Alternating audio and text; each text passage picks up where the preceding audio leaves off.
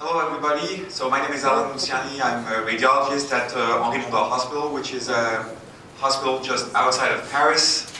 Just before I begin, I would like to thank Guillaume Fusari for providing me the opportunity to meet with all of you. I would also like to warmly thank Natalia Vizelkova, Mikhail Kushenko and Marina Prosporina for providing all the help, especially for the translation of the talk. And just before the slides are prepared, I will also welcome you this afternoon, I guess, to have some hands-on workshop on spectral imaging for all of you who maybe did not yet start spectral imaging in oncology and to understand how I have developed spectral imaging at my institution and how maybe this can help. And maybe we can share our experiences and you can bring some inputs so that we can all, okay. So my talk will focus on spectral imaging applications in oncology, and of course that comes from what we had anticipated. So this comes from my anticipation of spectral imaging was because I think we have to manage all the challenges of CT. And what are those challenges? Those challenges are, of course, if we want to improve the instrumentation, is that we can improve the contrast, the native contrast of the tissues that we want to see. So I'm focusing on liver imaging, and one of the challenges is to see the tumors within the liver. And we all know that MRI provides higher contrast. So could CT provide any input in the native contrast? Could it improve the native contrast of tumors regarding the adjacent organ? The second challenge is, of course, to limit dose. And that was one of the main questions that we had with spectral CT. Would it increase the dose too much so that we couldn't use it in clinical practice? The third challenge is to reduce the dose of iodinating contrast agents. That's not only a question of improving the quality of care for the patients, but it's also because patients are getting older, patients have increased kidney insufficiency, and that's also some economic problems, because of course contrast agents is also money. So reducing dose could be interesting. And last but not least, and that's why we will do the hands-on workshop, is what about the workflow? We are all overcrowded by CT scans. I heard that here on site you do maybe 90 CT scans every day. So how could spectral imaging be integrated without degrading the workflow of dealing with CT? And why must we all see all those challenges covered? Is that because my philosophy is that in oncology, all patients could undergo spectral imaging. And that's what we try to input at my institution, spectral CT activated for all patients in oncology situations. So let's go a little bit into the physics of spectral imaging to understand why there's so much hype and hope in spectral imaging. If we look at what actually creates the attenuation, we could simplify and say that in CT we have two main phenomena that account for the attenuation that we see on CT scan. The first one is photoelectric effect, of course. And photoelectric effect is very interesting because it actually relies on the atomic number. And we just heard that maybe if we want to go deep into spectroscopy, that could probably better reflect the nature of the tissue than just attenuation. The second effect is Compton effect. And Compton effect relies more on the electron density. Now, how can those two be combined? Well, actually, that is not new. And spectral CT is not new. If we go back to 1976, this is one of the first publications mentioning that CT could be improved if we could decompose different energy levels and analyze the CT scan, not only on the entire energy field, but on specific energy level. And this is a publication by Alvarez and Makovsky. And what they hypothesized, what they stated, was that they say that if we attempt to reconstruct the linear attenuation at a single average energy, that would be much better than to have the information of the entire energy spectrum. And what they did is that they actually hypothesized that the attenuation could be separated in a simple equation with two different factors. So this is the equation, no need to understand the equation, but just to understand that this equation has two unknown parameters, which is here, alpha 1 and alpha 2, and that this component represents the photoelectric effect. The second component is more the Compton effect. And we have an equation with two unknown parameters, so that if we actually acquire two different energy levels, then we have something to solve the equations, because we will be able to calculate the alpha 1, calculate the alpha 2, so calculate the importance of photoelectric effect or of Compton effect at those two energy levels. And because the behavior of photoelectric effect and Compton effect of a material is specific, then we can analyze the materials and say, okay, we're dealing with iodine, we're dealing with fat, we're dealing with muscles. And that's the philosophy of spectral imaging. It's solving the equation with two different energy levels. So basically, this is the attenuation curve of different materials. On the red line is iodine, blue one is water, and here is an unknown material. What can we figure out from those attenuation curves? And remember, in spectral CT, we will do two acquisitions at two energy levels and deduce the coefficient of photoelectric effect and Compton effect. The first one is that if we go to lower energy levels, this will improve the contrast. If you look at the difference here between iodine and water, of course it increases at lower energy levels. The second thing you must understand from those curves is that any material can be decomposed as a proportion of iodine attenuation, a proportion of water attenuation. And here you have the two main advantages of using spectral CT. Improving the contrast because you can go to lower energy levels, and being able to make a material decomposition because you will be able to decompose the material with two separate materials where you actually know the attenuation profile of those two materials. But that's not only the only benefit of using spectral CT. One thing that you could go even further is to try to detect the so-called K edge, that is the transition of attenuation when you actually hit the specific energy level at which a material provides the maximum of photoelectric effect. And if we were able, with a CT scan, to image as low as less than 5 kiloelectron volts, we would actually be able to do what Guillaume Fusari said, which is the actual spectroscopy. But that's still difficult at the energy level that we have, because if we look at the K-edge transition, so the energy level where you have the highest photoelectric effect proportion, well, the iodine is 33 kiloelectron volts. And we know that if we image an adult patient at so low KV with a polychromatic spectrum, we'll have only noise. So there's still challenge ahead for spectral CT. Now, how can we do now those different transitions? So if we just, before we go into the details of how we do it, just some words on the physics to wrap it up. So just to remember that the conventional CT works with polychromatic spectrum, that of course in that setting the attenuation is calculated in Hounsfield units, which does not always especially relies on the actual atomic numbers. So we can have different materials which share exactly the same attenuation, although they do not have the same atomic number. So we cannot do spectral analysis when we do polychromatic conventional CT. On the other hand, spectral CT, the attenuation is based on the two different energy levels. Now we understand why we do that. The material analysis reflects the atomic numbers, precisely the atomic numbers, and this is especially sensitive with materials with high atomic numbers such as iodine. Now, how do we provide that spectral analysis? So this is just to show you what you can find on the market on how to deal with spectral CT.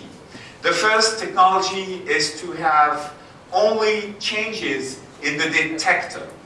So you can do spectral CT, or you can try to do spectral CT when you just change the detector and you do not change the tube. We will see that in details. The second philosophy is to change the emission only. And we will see different propositions by different vendors to say how can you deal with spectral CT with only changing at the emission. And then you can change both. You can change emission and you also change the receptor, which is the detector of the CT scan. And this is the philosophy that has been made in the GE segment from the beginning with the rapid switching dual energy CT.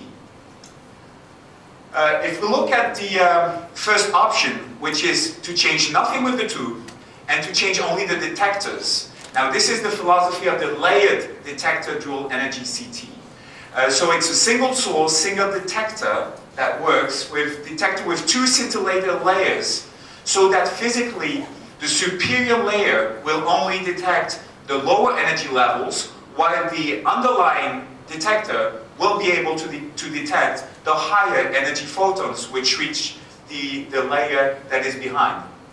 Of course, the advantage of that is that you have excellent temporal resolution because the actual photons are acquired at the exact same timing between the lower energy photons and the higher energy photons. So excellent temporal resolution. So this is very important because you can make a material decomposition in the projection domain. And that's one of the challenges of spectral CT. If you want to make the material decomposition in the projection domain, which is the more precise way of doing that, you have to have a very high temporal resolution. Okay, so this challenge is met. You can have a full field of view, and of course you can have emission at 120 kVp. Now this means if you emit at only 120 kVp, of course that you will be limited in larger BMI patients. Some drawbacks of the layer detector is that you can have a potential cross-scatter between the two layers. Of course, because the photons can impact, it's not actually as evident as I said, the lower energy photons at the top, the high energy photons at the top, there's cross-scatter between. So the actual material decomposition is not as excellent as can be suggested by the idea of that system.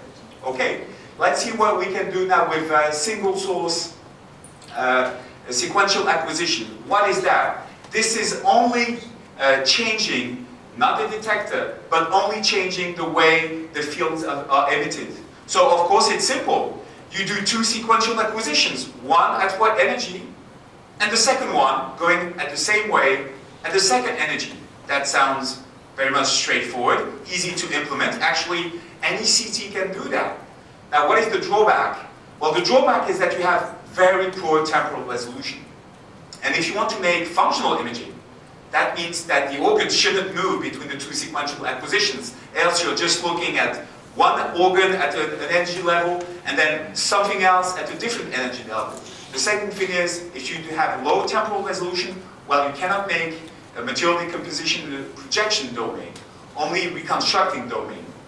So actually, it's very prone to movement, it's very difficult to image rapidly enhancing organs, and I do not believe that this should be called spectral CT. This is just two sequential acquisitions at different timing, so this is not as efficient as a true spectral CT imaging device. So how can you maybe improve that? Not changing a lot of your system, but could you improve that? Okay, you have a solution, is that if you have single source, single detector system, but you have a filter, you put a filter with two different kinds of filters. One would limit the lower energy photons to reach the patient. The second filter will allow the lower energy photon to reach the patient. So this is the philosophy of the so-called twin beam dual energy CT. So of course you can have at the emission different levels of energy levels reaching the patient. One will be attenuated because it's only the low energy photons that will be catched by the filter. The second one is the full energy level. Okay, but again we have very poor temporal resolution with that system. So actually, and the second thing is with that system, cross-scatter is still possible. the cross-scatter is still possible. You also have a central portion of the actual imaging of the patient where you have a combination of lower energy photons and high energy photons. So clearly, this is not a very high-end system to provide optimal spectral imaging. Okay, what about, okay, maybe you could have changing the emission system and putting two tubes. If I need two energy, let's put two tubes in the system. Well, one will provide the lower energy levels, the second one will provide the higher energy levels. Okay, that's a different philosophy. Pretty much what's interesting is that you have the simultaneous emission of low and high energy. You can have you could improve the system by putting a special filter on one of the tubes, saying, okay, I have a tube that will emit low energy, 70 kVp. Let's put a filter that really reduces the low energy photons. That's very good. So you will have a very good discrimination of the different energy levels. But what are the drawbacks? First drawbacks is because of the angulation of the two tubes. The actual field of view that you can have on your patient is limited, because the field of view is limited by the cross angle between the two tubes. And again, my philosophy is to say, okay, let's put spectral CT for all patients. But if you have to select the patients based on their correct field of view positioning, or you must adapt the positioning to the size of the patients, very difficult to implement with high output or with very high workflow. The second thing is there's possible cross-contamination between the two tubes. And of course, the temporal resolution is not here. Because when you actually hit that portion of the patient with that tube, you have to wait for the other tube to make the rotation to actually image the same portion of the patients at a different energy level. And this is why material decomposition with those systems is not done in the projection domain, but in the image domain. So you see for these different equipments how the strategy of the instrumentation to provide those two energy levels is so important. And you must be very aware that the choices made for the instrumentation will impact the quality of the image that you will be looking at. So just to say that this, the delay between visualization is 70 milliseconds, and the image, as I said, is not done in the projection domain. So what about the solution that we implemented in Henri Mondor Hospital back in 2011 with our first HD750 system, and now that we have the Revolution CT with the GSI Extreme technology? Now, the philosophy is to change both the emission, but also the detector. And the philosophy is to have rapid switching, dual energy CT. That is, it's one tube, one detector, but the idea is to switch very rapidly the energy levels of the tube at the emission. And the actual temporal resolution of that is 50 microseconds. So you have very good temporal resolution. If you have good temporal resolution between the two energy levels that are emitted, you will be able to make material decomposition in the projection domain. Second improvement is that you can have a full field of view. It's the same tube.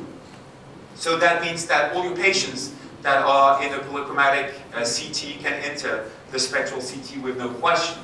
And of course now with all the platforms there's increased coverage. Today it's 80, the maximum telco with 80 millimeters, which means you can have very fast acquisitions with the spectral technology.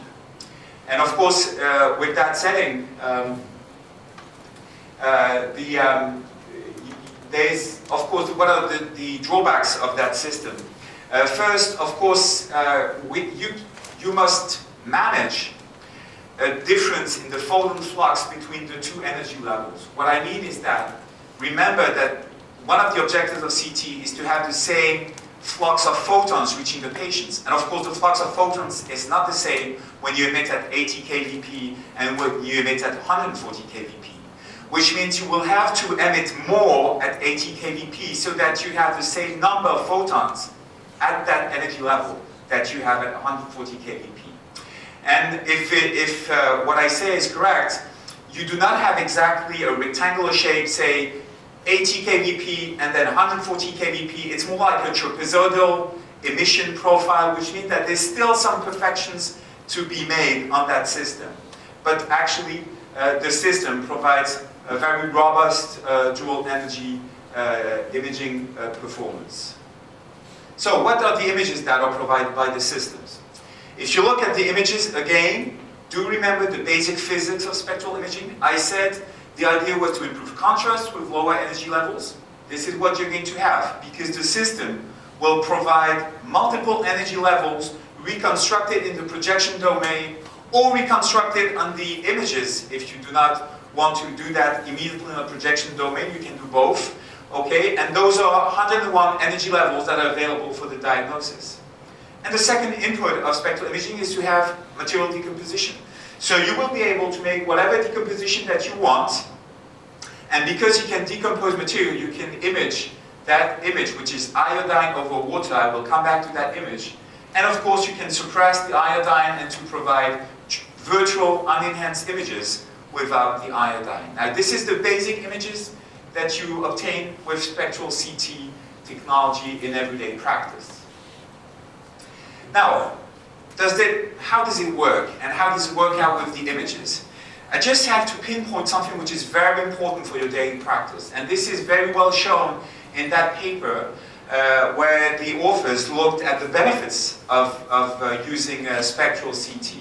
So they actually used a dual energy CT. They filled in syringes with different iodine concentrations, and they image also the phantom of the same density.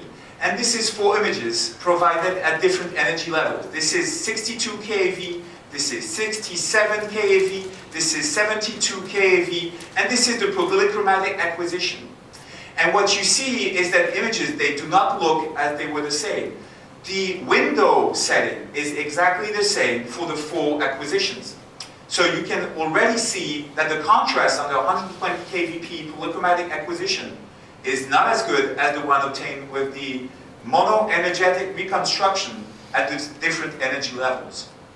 The second thing is, when you look at the lower mono-energetic levels, you can see that there's improved contrast, that you can very clearly see the difference into the contrast of iodine which is placed in those tubes. So first thing is, if you use spectral CT, you will be loving to use lower energy levels. But that's not the only interesting part of the paper. If we look at the second part of the paper, what the authors looked is they looked at the noise in the images. And what they showed was that the noise increased when you went too low in the lower energy levels. And there was kind of an optimal level where you have increased contrast with lower noise.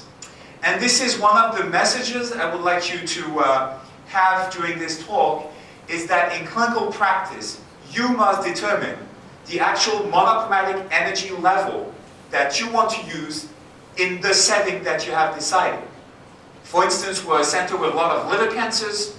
So for HCC, we did a study where we tried to see what was the optimal level, providing the highest contrast to noise ratio between the HCCs and the background liver, and that was 49 keV.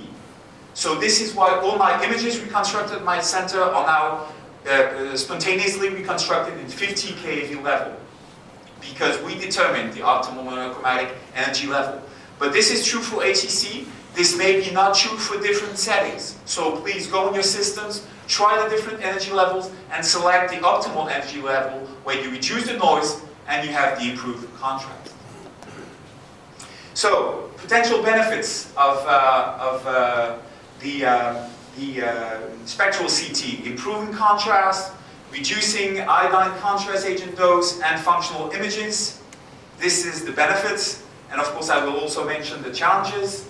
And the challenges are that you must have a very good image quality. I mentioned the noise. Is the noise tricky? I will show you some examples. What about X-ray dose? And then something which is very important is how can you implement that in clinical practice with your staff, with different radiologists on, with different technicians. So how can you implement that in true clinical practice? Okay, so there's now a lot of papers mentioning the benefits of spectral CT. So this is not new anymore. You have classical applications in oncology, a tremendous number of papers dealing with liver cancers, with pancreas, with kidneys, with lung cancers, and I will just try to focus on some of those papers to show you how you can improve your clinical practice by using spectral CT. Okay. This is a case from our institution. This is a patient who was referred for follow-up of liver cirrhosis with the appearance of lesions detected by ultrasound, a very large lesion. And this is actually the kind of images that are now automatically processed at our institution. This is the pre-contrast polychromatic acquisition. This is the arterial phase with lower energy level, and this is the iodine map at portal phase. So what are those differences between the images? This image is actually an image where you still have Hounsfield units quantification, because this is only monochromatic energy level reconstructions, but this is still Hounsfield units. What you do have here is that you have improved contrast, improved delineation between the tumor, the arterial part which is enhancing at the periphery of the tumor, and the tumor itself.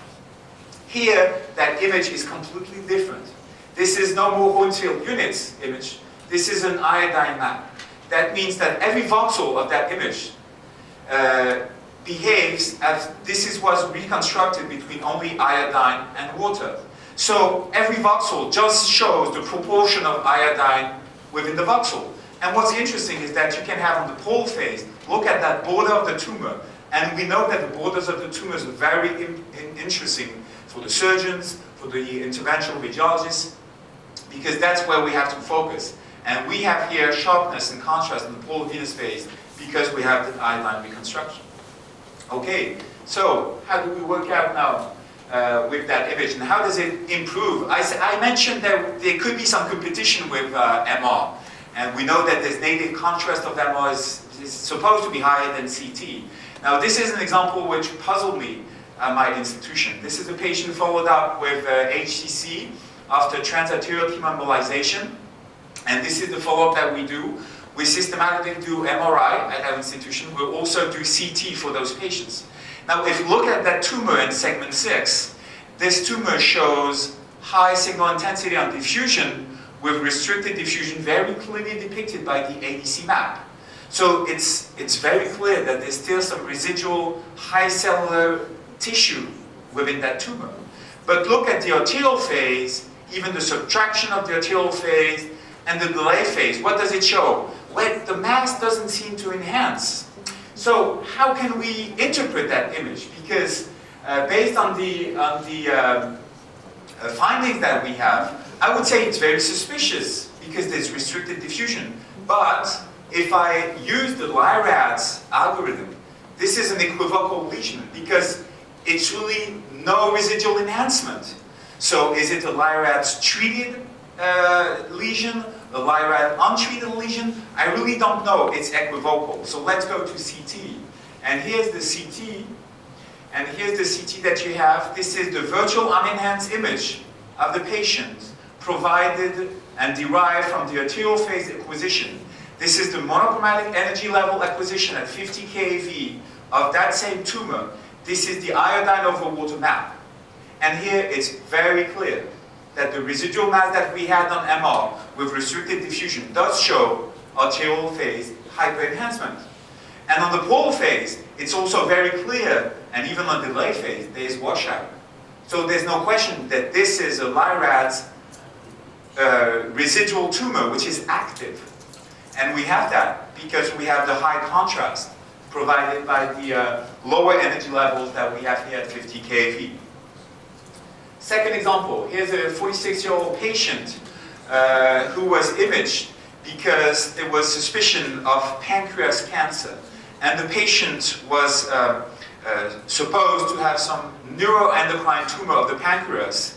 And we had to make an evaluation before potential surgery because the first punction that had been made a very high proliferative index. So the tumor was supposed to be suspicious. And we decided to image again with MRI and on the same day with CT scan. So this is the MRI. T2 and diffusion clearly sees, you can clearly see that small tumor of the pancreatic tail. And you can see that the tumor enhances here very well. So this is okay for a neuroendocrine tumor, no question. But you see something else. Well, not really. You only see that mass which is hyperenhancing and seen on diffusion. And this is the exact same day CT scan. Same day CT scan, virtual unenhanced image, iodine over water maps derived from the arterial acquisition. And what do you see? Okay, you see that mass, which is much better defined here than on MRI. You also see a second mass here, and you see on the head of the pancreas a third mass. All were confirmed by ultrasound, endoscopic ultrasound, and all were consistent with neuroendocrine tumors. And we'll know the superiority of CT over MR for depicting pancreatic adenocarcinoma, but that also shows that you improve the way to detect hyper-enhancing lesions within the body of the pancreas. Okay, so and again I will go back to that slide on the hands-on workshop stating the current multiphasic protocol that we now have implemented with GSI Extreme at our institution. I will not go into details today, and we will see this afternoon how we can also improve the liver delay phase and change maybe the settings with the AZV reconstructions. Okay. Now, what about spatial resolution? There was a question with the first systems that we had, the HD750, that probably there was some kind of degradation in the spatial resolution. And that's why the first years of my use, I didn't do pancreas imaging with spectral CT. Now it's totally different with the Revolution platform, and this is images just showing the differences between acquisition with Evolution CT with spectral CT on, of course, and the liver CT performed 3 months before with polychromatic acquisitions. And you can see that the definition of the hepatic veins here is very close. So spatial resolution is okay. Same for the iodine maps. Of course, it's very important that you can have the same spatial resolution, the same confidence in the maps derived from the iodine reconstructions or the maps derived from the monoagentic levels. And again, you can make comparison with different vendors. This is very, very important for your clinical practice. Okay, different acquisition also to show the pancreatic adenocarcinoma, which is very clearly seen here. This is an iodine map derived on the arterial phase. This is on the pole venous phase. And you can clearly see that mass, which is hypo enhancing in the uncinate process of the pancreas. Again, to show you that this is everyday clinical practice. Whatever the type of cancer of the abdomen, we always now use spectral imaging. What about liver mets? Liver mets' challenge for CT is often to detect those mets even after chemotherapy. And this is an example of a patient who I had the opportunity to image twice. Why was that? Because she was referred to our institution with a previous CT which had been done outside 6 weeks before on a different system with polychromatic acquisition. And because she was to be put in a therapy protocol, we had to repeat that CT scan so that we would be less than 4 weeks before the onset of the treatment. And we put the patient in the Revolution CT platform, and this is the images derived from one soul, polovenous phase acquisition, virtual unenhanced, the lower energy level reconstruction at 50 kV derived from the polovenous phase acquisition, and the iodine map.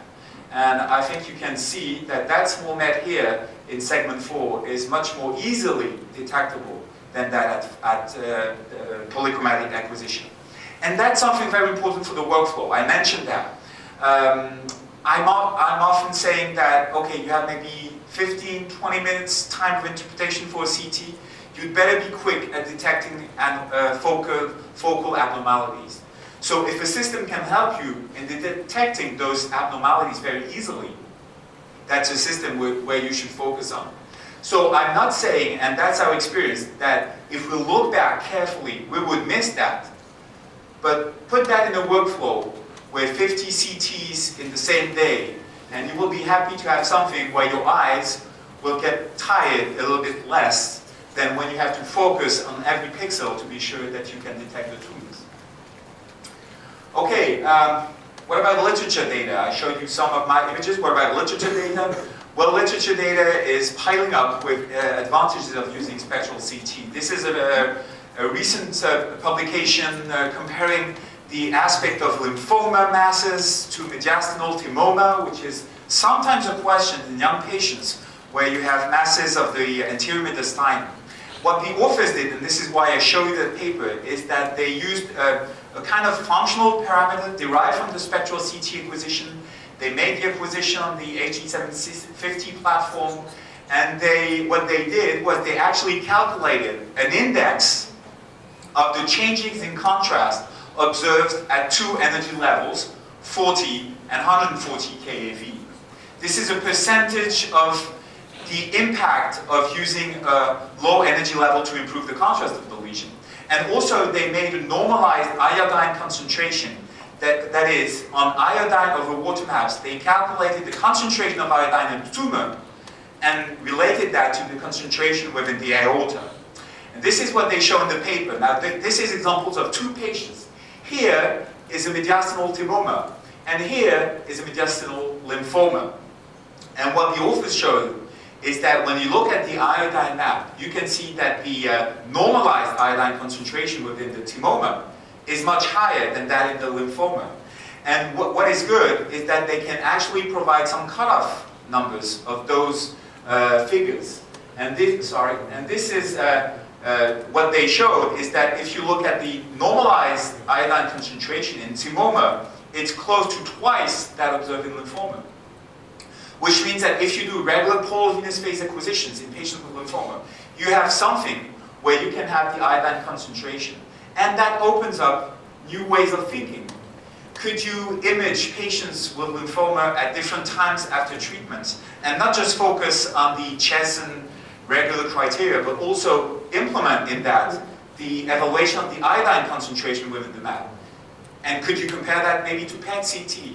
This opens up new horizons to put functional imaging in a simple way in the way you deal with patients with oncology.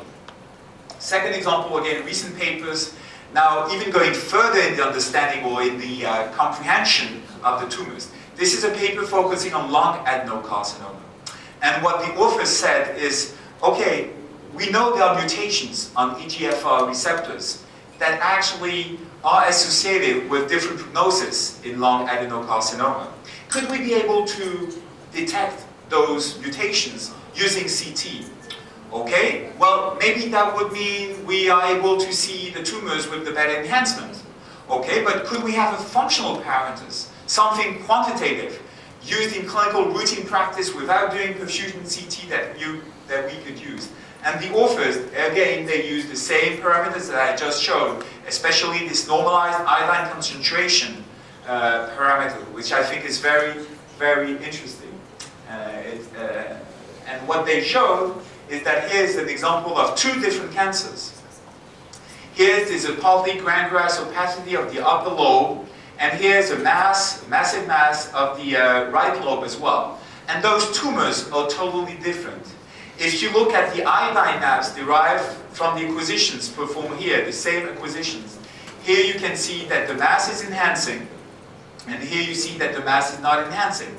And the aspect of that region of interest placed shows different behaviors on those maps of attenuation at different monoenergetic levels. And what the authors showed, of course, is that when you look at the normalized iodine concentration and you compare the tumors with EGFR positive mutations compared to the rest, you can find differences. Again, this opens up new horizons.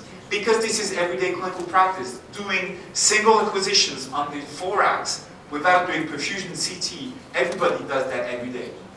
And again, what's interesting here is that with the same acquisition, you have functional quantitative parameters that you can use to maybe provide more information to the oncologists.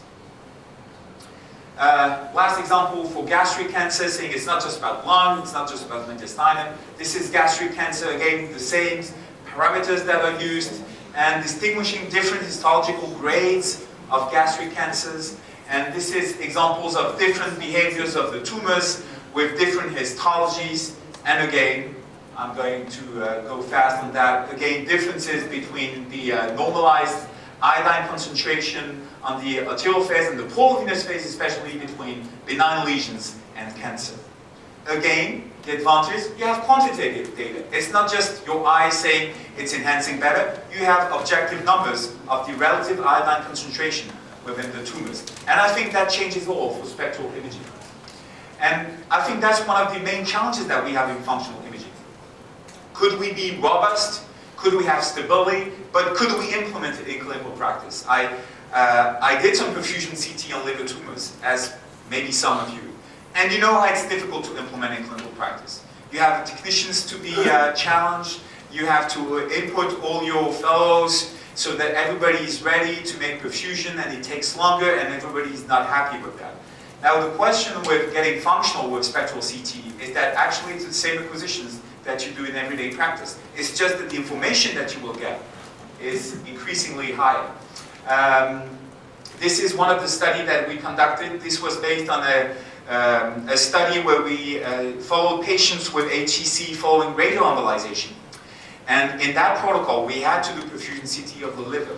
What I did is that not only did I do perfusion CT on the liver, but then the conventional acquisition I did afterwards was with spectral CT. And I used that to compare the parameters derived from perfusion CT with those provided by spectral CT. And what we found, of course, on different settings, so you see here a tumor which is located here with a high iodine concentration on the arterial phase, low on the pool venous phase, and the corresponding tumors with all the different parameters that you can have on the perfusion CT, which is complicated. I don't like what's complicated, I like what is simple. So what we did was and this is the second tumors with lower iodine concentrations, just to illustrate the combination of both. And this is actually the parameters that we had. And just to focus on that slide, is that we found a correlation, a very good correlation between the arterial iodine concentration within the tumors derived from a normal arterial phase acquisition of the liver with spectral imaging activated, and that was correlated with the blood volume, arterial blood flow, hepatic perfusion index. So that means that probably you have as many information with that acquisition that you would have on the functional perfusion CT. Of course, this was in one study. Probably we have to put that in a prospective study to see if you can really repeat those findings. But I think they're very interesting because doing a multiphasic acquisition, this is everyday practice. Doing perfusion CT is more like research practice at institutions. So probably I would go for the fastest technique which provides the same information.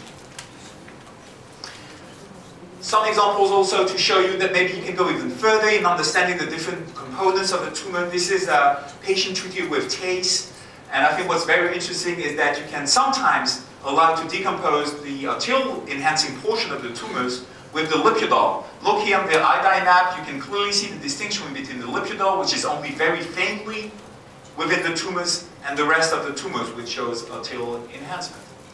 And you can go again with functional parameters, even deep in the analysis. This is a very large ATC which invades the whole part of the liver. What you can actually decompose here is the different components of that tumors.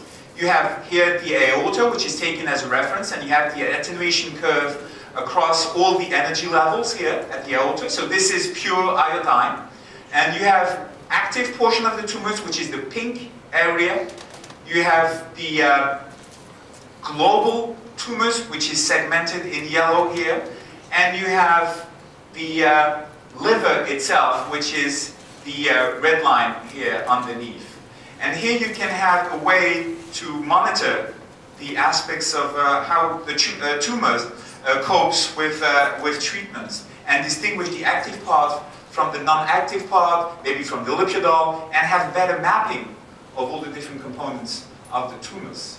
And here's another example where you can actually distinguish the lipidol, again with different attenuation profile, the residual active tumors, and the liver. And again, just having those curves automatically derived from the regions of interest that you put. And this is standard acquisition. This is not perfusion. This is standard spectral arterial phase, polar venous phase acquisitions. And there you have different components of the tumors that you can analyze. As you see, I'm quite fascinated by the possibilities of the tumors. This is one recent case that we had a patient with kidney cancers and bone metastasis, and you know how it's difficult to assess bone, the presence of residual tumor within the bone. This is iodine maps, transverse coronal slices, and you can see that before the treatment there's active portion of the tumors, And after the treatment, of course, the tumor has shrunk, but there's clearly no residual iodine concentration within tumors. And this is both a morphologic and a functional response assessment that's provided by those standard acquisitions. The idea of that is that, of course, that's much easier to repeat that acquisition, which is a standard thoracic acquisition here and here at the same phase, than actually providing a perfusion CT. Last but not least, I mentioned that we could reduce the iodine concentration. Okay, but reducing the iodine concentration, you must focus, okay, but is the liver, for instance, still enhanced at a sufficient level so that I can detect the tumors? Because reducing iodine load and losing the contrast would be no good. This is a very nice study where the authors, they compared in a prospective way by randomly assigning patients to two different protocols the impact of reducing dose combined with the use of spectral CT. So what the authors did is they had two protocols. The first one was a standard polychromatic acquisition where they injected 450 milligrams of iodine per milliliters of concentration. And the second one, the second protocol, was a protocol where they injected 300 milligrams of iodine per kilograms in the patients, and they used the spectral CT protocol. And they compared the enhancement of the different organs. And what they showed was that if you look at here, those two acquisitions, this is an anterior phase acquisition, this is a polar venous phase acquisition, those two, A and F, are the polychromatic acquisition. And in the same patient, this is the spectral acquisition at 40, 50, 60, and 70 keV acquisition. And what they showed is that, of course, the contrast was highest at 40 keV acquisition. And the contrast was even higher than that observed in polychromatic acquisition with half the dose increase. So you can reduce the dose of iodine contrast agent if you use spectral CT. So this is, I think, very interesting if we want to optimize acquisition, even abdominal phase acquisition or abdominal oncology patients by reducing the iodine contrast. Now, onto some locks and levers. Of course, it's very difficult to say that the technique is purely good and that there's no drawbacks or difficulties. What are the difficulties that are still ahead of us? The first one is dealing with radiation dose. Remember that when you use spectral CT, there is no modulation in the z-axis. And this is a comparison that we did at our institution with the physicists at our institutions. This is a comparison of a polychromatic acquisition in the patient with liver mets, where you can see the active modulation along the z-axis. Look at that modulation in terms of milliamps. In the thorax, it goes lower, it increases, of course, across the liver, and then it goes down, and it maybe increases in the pelvis. And of course, in the spectral CT acquisition that we performed in the same patient later on, of course, there's no modulation. So keep in mind that dose, radiation dose is still an issue. How can you deal with that? Well, you can deal with that if you think of that suppressing the true unenhanced acquisition. This is a comparison in a patient that was imaged twice, one before we had the GSI Extreme platform, the second time with the GSI Extreme platform. This is the same patient followed up for lymphoma, if I remember correctly, and this is the DLP that we had in that patient with a CTDI of 9 milligrays, and pretty much the same CTDI with a polychromatic acquisition. And if we suppress if we added the unenhanced acquisition, that's sometimes still done, of course, using the GSI Extreme platform can even provide some reduction in dose. Actually, I think we are close to isodose now with the GSI Extreme versus the polychromatic acquisition, and maybe we should go even further in reducing the radiation dose with GSI Extreme. The second challenge is dealing with high BMI patients. Now, this is still a challenge. Of course, when you image with 140 kVp, switching with 80 kVp, the problem is sometimes you do not have enough photons and you increase the noise in the organs that you image. And here's a nice illustration with a patient with a high BMI image without GSI and with GSI, and of course you can see the noise in that patient. So that's still a limit for very large patients. But that's not only the focus that I would mention dealing with different BMI patients with GSI. what I want to show you is that the impact in radiation dose is very high for low BMI patients, where the active modulation in the Z-axis is of course very important when you use polychromatic spectra. This is a study that we did. We compared with the same patients, acquisitions done without GSI and with GSI in terms of radiation dose. And look at those patients with GSI. These are small patients, BMI below 20. Very important difference between patients' image when they were with GSI or without GSI. And that difference decreases when the BMI increases. Why is that? Well, because in very large BMI patients, even with the polychromatic acquisitions, of course you have the maximum of the milliamps. So that difference is not as strong in very large patients as it is in small patients. So my message is, in large patients, dose is not an issue when comparing polychromatic to spectral CT imaging. The challenge is reducing noise. But in smaller patients, there's still a challenge, and you should make sure that your spectral CT protocol is optimized for small BMI patients, because that's where you will have the largest differences between the spectral CT acquisitions and the polychromatic acquisitions in terms of radiation dose.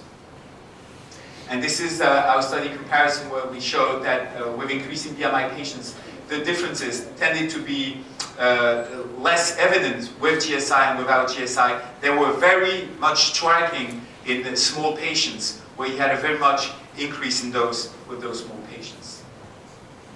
Last point is, can you get rid of the true unenhanced acquisition in the oncology setting, or in the follow-up, or maybe in the emergency settings? So we are just building our experience on that. We imaged different patients with solid liver tumors, and we compared the native unenhanced with the virtual unenhanced images. And what we showed that we actually, with the virtual unenhanced, improved the signal of the liver and reduced the noise. Why is that? Because the native unenhanced is an acquisition with low radiation dose, and of course the virtual unenhanced is derived from the full standard acquisition. So it's normal that we have improved signal-to-noise ratio within those tumors. And these are examples that we see comparing the native unenhanced images of our patients with the virtual unenhanced images derived from arterial phase and polar venous phase. What do we get from those images? First thing is, the tumors are much more easily to, of course, detect or see on the virtual unenhanced. But there are still some imperfections. And one is that you can look at the periphery of the tumors, and the iodine is not always perfectly suppressed. And that's still a challenge, especially when dealing with HCC tumors, where you want to see the enhancing portion of the tumors. I still feel sometimes inconfident in the way the iodine can be suppressed within the tumors. So that is still a challenge. Last challenge, of course, is, okay, does everybody use spectral CT? This is a view that was taken maybe 1 year ago, and here with those plots you can see the different uses of spectral CT, and this is not an everyday practice. That was before the implementation of the GSI Extreme platform, because I do understand that changing is a problem. And you must understand that changing is a problem. And if you are a leader within your team and you do believe that it's important for your patients to move to spectral CT, be prepared to some discussions, to some negotiations, to some tough times in putting the change into practice. And why is that? Is that because this is what actually it looks like to have a patient with GSI technology on, and with all the reconstructions activated and sent to the PACS. And that looks like an MR, where you have all those sequences. So what I will try to teach you this afternoon is how can you identify the key sequences that you must focus on to make the analysis of the spectral CT. So don't be carried out by the number of images, by the number of reconstructions, and we will focus on those which are more interesting. The second thing is, changing must lead to identify new capabilities. And that means that, of course, we know the G guys, they will come and say, okay, we have marketing, we have training, we can improve that. But be prepared with your team so that you have the publications to overcome the habits You know how habits are difficult to change. So read the publications, be convinced, or not, but I try to show you that you should be convinced that spectral CT in everyday practice oncology can be interesting, so that you can change your habits. And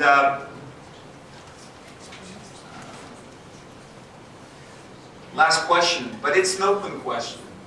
Should you really impose the change or negotiate?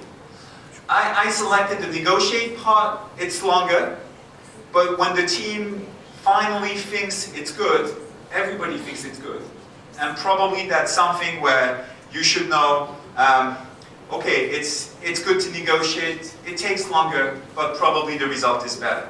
And I would like to finish with, and you can see it only in the English portion of the slide here on the right side of on this screen. This is a view of Peter the Great in France when he was touring in 1770. And he went and he visited France to see whether the Academy of Science in Paris had something where you could provide maybe some help and collaboration with scientists. And I figured that maybe that was because of that you invited me to St. Petersburg, where we can share this afternoon our experience and continue what was studied maybe 300 years ago, improving our scientific practices across spectral technologies. And with that, I thank you very much for your attention. Open to questions.